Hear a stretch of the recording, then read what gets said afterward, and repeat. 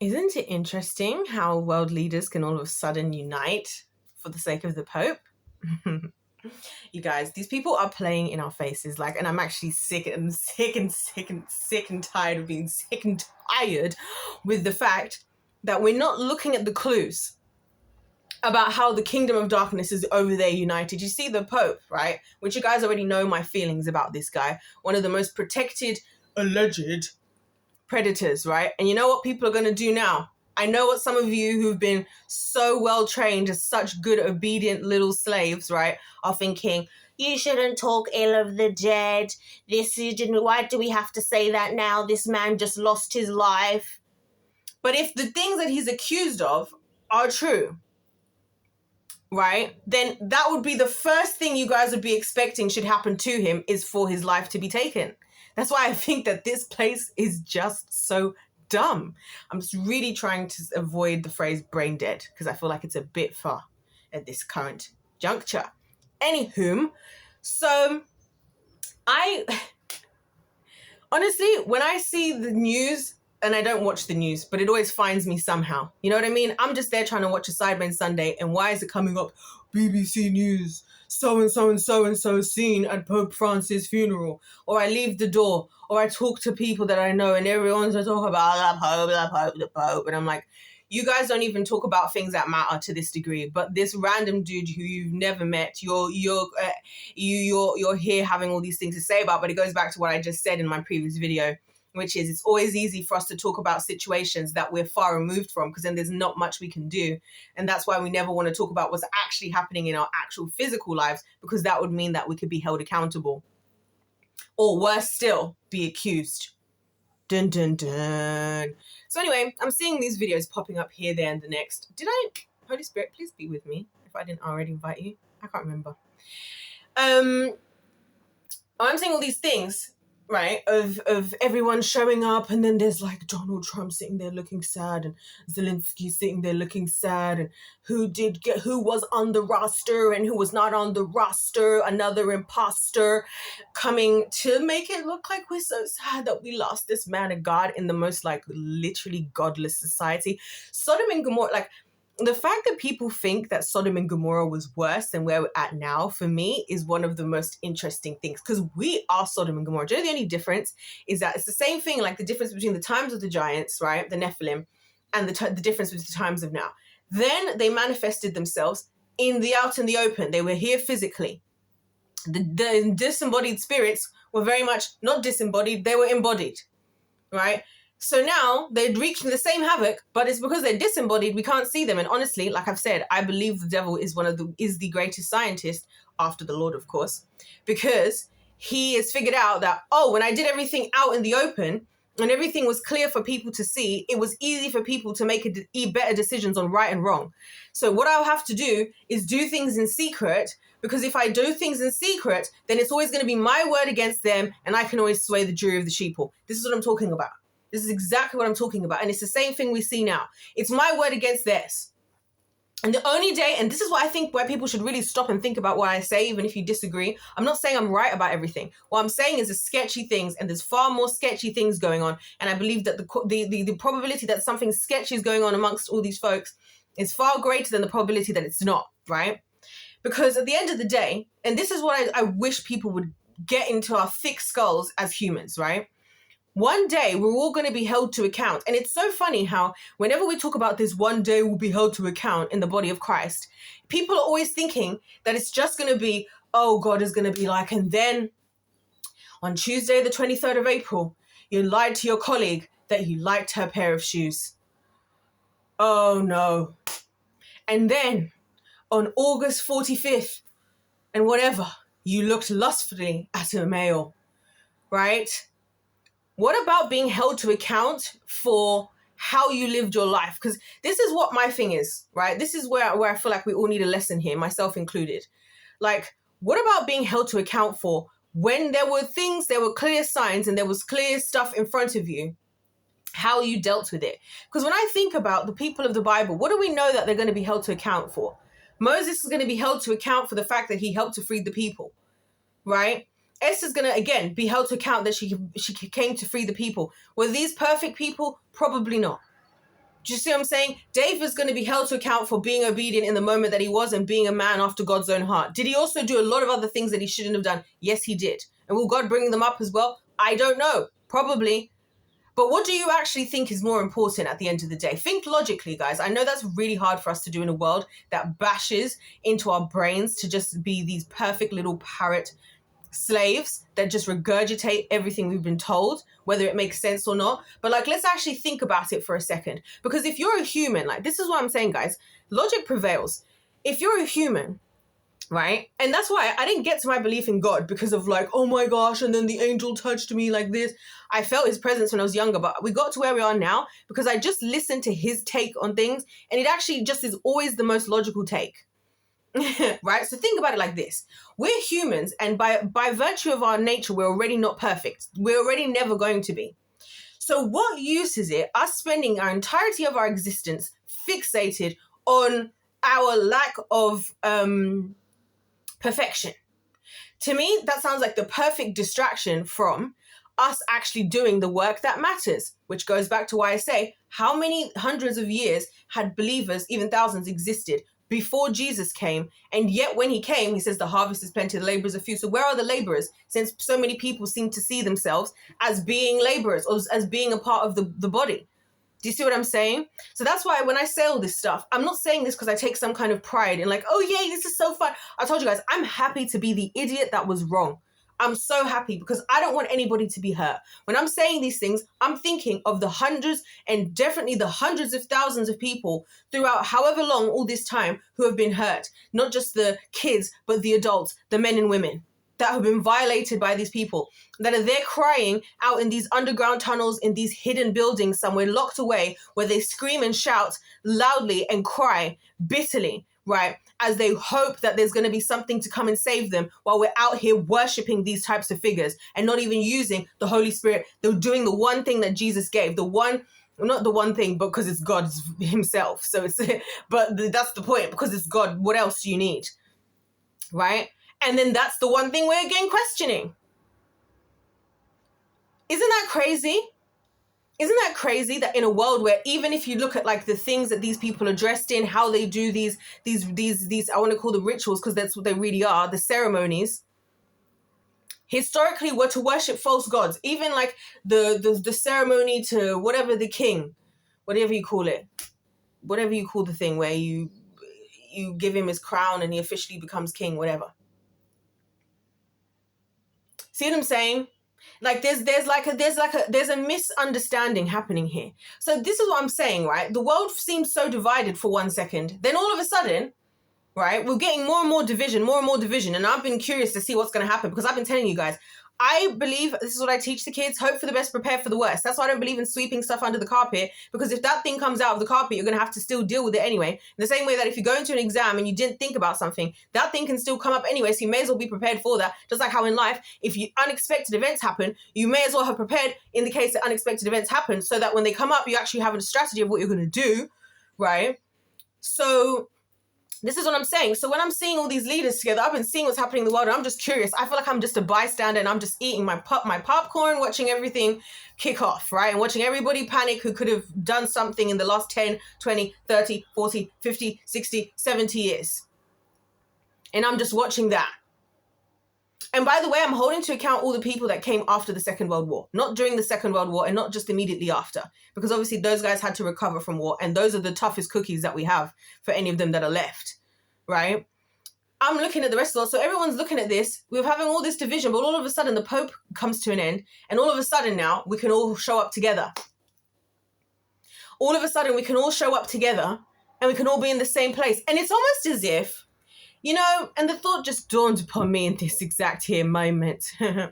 It's almost as if it would be really convenient for us all to have a reason to be in the same place so that the public has no reason to question why we're all meeting and why we're not disclosing what the meeting is. Because my thing isn't what we see on the news, because we know this is all a play. My thing is, And I wonder what hotels they're staying in. And I wonder if those hotels have underground basements. And I wonder where they're all eating together, right? Obviously places we can't afford, because so much of what I think people think when people think of like more wealthy, like the rich, the powerful and the famous, I think people think that these people try to gatekeep because they're like, we don't want to share the wealth. But it's like they know what they're doing and they all secretly come together to like know that this is what we do. But as long as we keep the secret amongst ourselves, hence all the situations with the Diddys and the Epsteins, and I see people talking about the connection between Diddy and Epstein. Oh my gosh. Go freaking figure. You mean to tell me that the people doing these things around the world might be working together? And it's just these little drips and drabs of things that I see, right? So there was like, on the one hand, I'm looking into things in the body of Christ. This is why I love that I have such a wide range of interests. I'm interested in literally everything. That's why I feel like I just love to meet people. I don't love to meet people now because I'm exhausted, but I love to learn about everybody because I feel like everybody has an interesting story, literally every single human, right? So on the one hand, hold on a minute. All right, I'm back. I don't know why I do that. You guys don't even, anyway. On the one hand, I'm hearing stories of, so there's a guy in Tanzania who decided he wanted to become rich, and he's saying he's an ex-witch doctor. This is all linked, you guys. I have a playlist. I've told you about it before. It's like videos everybody needs to watch on my channel. Go and watch it. They're not my own videos. They're videos other people made, like interviews and stuff that I referenced. So this guy in Tanzania, who's an ex-warlock, is having this interview with a preacher, right? Talking about how he picked these 50 different preachers and they were doing these rituals at the graveyard and they were doing these rituals in the waters. It was making the people in the churches think to give their money to these leaders, and they were doing all this stuff. Now he got so good. Oh, actually, I'm not even thinking of him. I'm thinking of the different one. I'm thinking of the one who got sent to stop the people of God praying, and not by being there directly, right? And he talked about how he then after, and this is again still in Tanzania. Well, it's like a lot of countries in Africa, okay? They all just connect into each other. This is you're about to see, right? Because one of them was in Tanzania, then Kenya, then there was Nigeria, then there's the South African, and then so they're all jumping around. Again, isn't it interesting how the famous have enough money to do all these travels, which again are not tracked? If I now fly to any country in this world, in commercial flight, even if I am on supreme business class, right, my full journey is tracked. My name, where I was. Isn't it fascinating that these people just have these private jets? And again, how are we going to know? We're not going to be able to know because we're not going to be able to see, because we're not going to be up there with them knowing what's happening. So again, one person's getting put in prison for selling drugs on the side of the street to try and make money to whatever. Meanwhile, these guys can probably just fly these things out in their private jets. I've been thinking about a lot of this stuff. Anywho, and skipping security and skipping this. Meanwhile, I can go and get swabbed just because I looked like I was enjoying life too much. And they're like, oh, we need to arrest you for so-and-so. But anyway, I digress. So this guy who was sent on a mission. Oh, that's why I keep mentioning all these countries. He was sent to another country in Africa to stop these people from praying because they were going to do a 60-day praying fasting. And he was successful and they paid him. But what he didn't know, and he was then, guess where he was supposed to go for the meetup? The Vatican. The Vatican. And you know what he says he was supposed to be doing at the Vatican? He thought that he was going to be promoted and paid in the millions, which he was always paid in the millions anyway, which again, they pay for these things. This is what I'm saying. Anyway. But what they're actually planning on doing is, because he'd stored up so much demonic energy from all the work he'd done, they were going to cut his body up. And how did they find out? A 19-year-old Christian girl that went to the university he was at, who approached him just before he got on the flight to go. Like, you can't go. God is saying you need to stay. Why am I mentioning this, whether you believe the story or not? Why are they all connected? Why is it we all of a sudden have Woah Vicky, who's now in Hollywood? See what I'm saying? All these countries, it's like they're connecting under our noses. You have Woah Vicky, who's from the entertainment industry. Again, I've told you guys before, cancelled, crazy, coffin, use, abuse, expose. These are the strategies of the kingdom of darkness. She 1 minute is in the industry and her story is insane. Next minute, she's giving her life to Jesus, which I honestly think she was sincere. And once again, I think she's just like another Justin Bieber, just like another Kanye, just like another, who's the other one? Demi Lovato, just like so many of these artists, right? Let's not forget how many artists just died from all these drug overdoses and this, that, and the other. I did another deep dive now. I'm looking into Elvis Presley and all this stuff, right? And why is Woah Vicky all of a sudden being paraded around in Africa? And then people are like, oh, the story, she's lying, that she's caught up and whatever. But is that the case? Or is this another case of the devil playing in our face because he has to? Because again, if we're going to be held to account, how can God, as a fair judge, hold us to account for things we were not aware of? So that's why when I'm putting all these dots together, right, and I'm thinking about it, I'm thinking maybe there's a reason that these people have to do these things in our face. Maybe there's a reason Beyonce sits there and says, when I sing, it's not even me singing, it's the demon Sasha Fierce. Maybe there's a reason for that. Maybe there's a reason these people say this stuff to us because they have to, right? But then what do? We make excuses for them, which again, we are deeply exploitative relationships. They take all our money, because we pay for all these things that they do. I could not tell you guys how much I could not care less about Hollywood stars. I could not care. I don't care what I shouldn't pick on Justin Baldoni because he seems like a sweetheart, right? But I don't care what this whole Blake Lively situation was happening. I don't care what happened with whoever. I don't care. I don't care about Ryan Reynolds or Ryan whoever else. I don't care. I don't care what's happening with Damson Idris or Idris Elba or Michael B. Jordan, or I don't care. Because all that represents to me is our enslavement. We make all these big kerfuffles about these people. We worship them. So when the signs are in our face, we miss them. And then what are we going to do? Go running back to God, like, God, what happened? How did the world turn out like this? How comes there was no one there? Well, you're the same no one there. You're the same person taking your hard-earned money that you can't even afford to buy eggs with to go and spend $3,000 getting whatever season ticket to see whatever athlete. And if it's the athlete that you like, so I'm going to keep bringing up this Mike Tyson thing because I'm learning a lot now as an adult because I wasn't an adult for a lot of these things that happened. So now I'm putting two and two together now. That's why I'm miserable, right? So I'm thinking, I remember being 16 or however old I was when the whole Chris Brown situation went down with Rihanna. I would have been younger, actually. And how everybody flipped overnight on him. And I remember thinking fans are fickle. That's when I learned that lesson, right? Another lesson I learned growing up is that people that love you will lie to you. Or people will say they love you, but they'll lie to you. This is why I hate talent competitions and stuff, because you'd be there on X Factor. There's all these adults, all of these people's family all standing like some little entourage that actually has their back in the side thing. And then they get on stage and they sound tone deaf. And it's like not a single person in your life loved you enough to actually tell you that maybe this isn't a good idea. But no, because again, people don't want to have to deal with things. This is what I'm saying. People want to just pick and choose. Oh, we love you so much. We're supportive. Yeah. No, you're not really. Because if you're supportive, you say love. Maybe this isn't it. This is why I don't trust when people try to tell me I'm good at anything. I'm like, you're probably lying. But anywho, back to Chris Brown's situation, right? There's a reason I'm bringing up him in particular. Because it's like, Chris Brown does whatever, and he gets into a brawl with Rihanna, and he's 19. Okay, cool. We're against physical violence, even though again, as I've learned, it's a kind of a newer generation thing that we actually have a leg to stand on when it comes to domestic violence because it was normalized for a while. So that's also interesting. Again, is it maybe just that the kingdom of darkness is utilizing the fact that if we put this bad narrative out of this person, we're going to sway the jury of the sheeple and they're going to back up what we say regardless, like the same thing they did with Britney Spears, like the same thing they do with so many of these celebrities, right? But now I'm discovering, oh, Mike Tyson always had a problem. So when Mike Tyson is known to have an issue also of physical domestic violence, but because you like him, right? Because your head is so far up his ass, we're just going to turn a blind eye to that.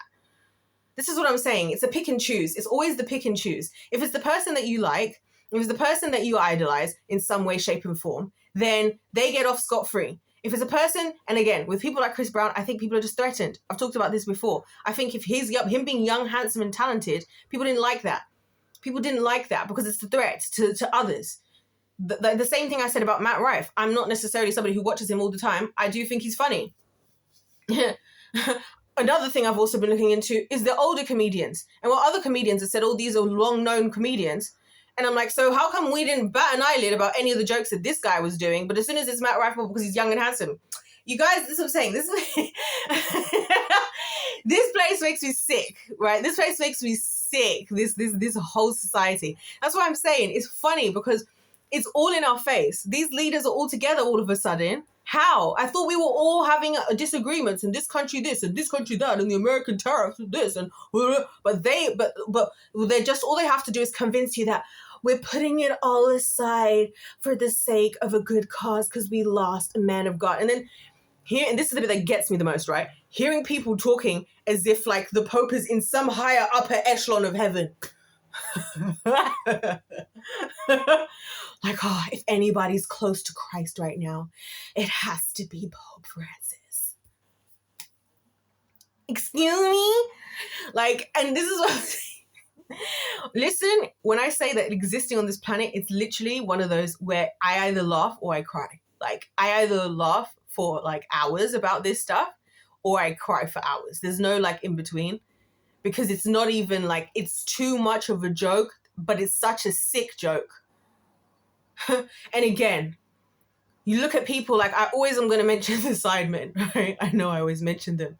But again, it's the thing of the people, isn't it? Because they make, this is what I think, this is what makes me laugh. People will say, oh, they're inappropriate. They make all these inappropriate jokes. You know what I think? At least they're just jokes.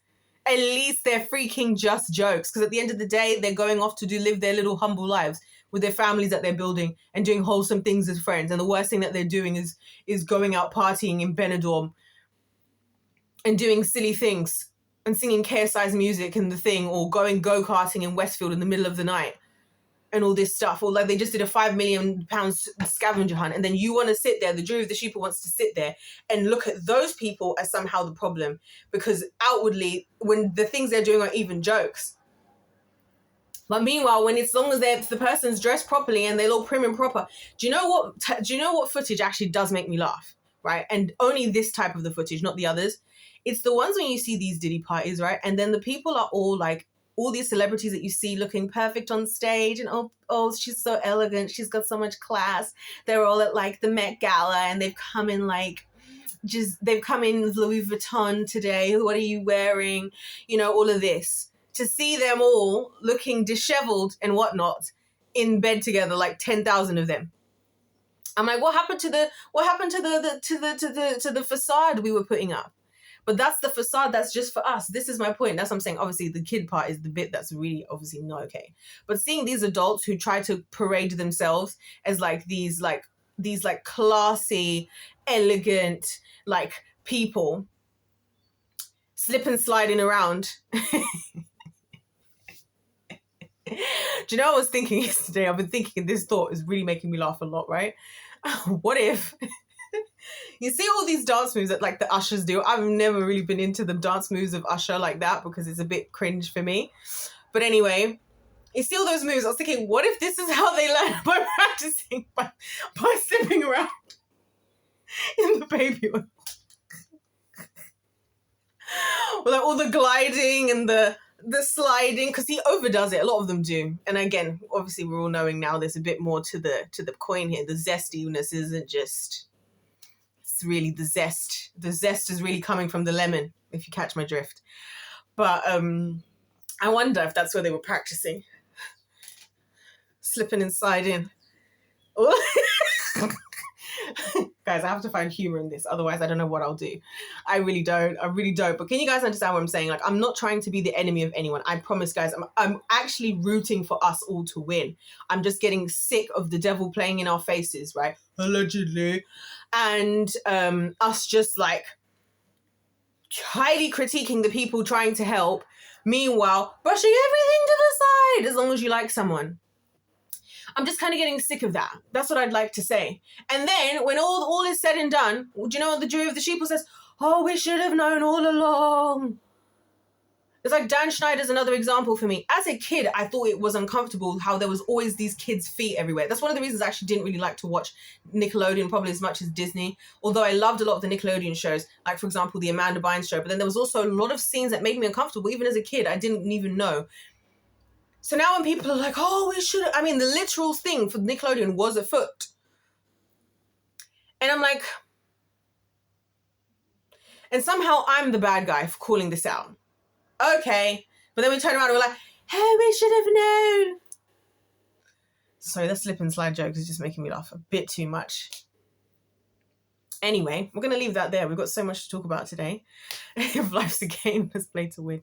God bless you all. God loves you. I love you. And I'll see you in my next one.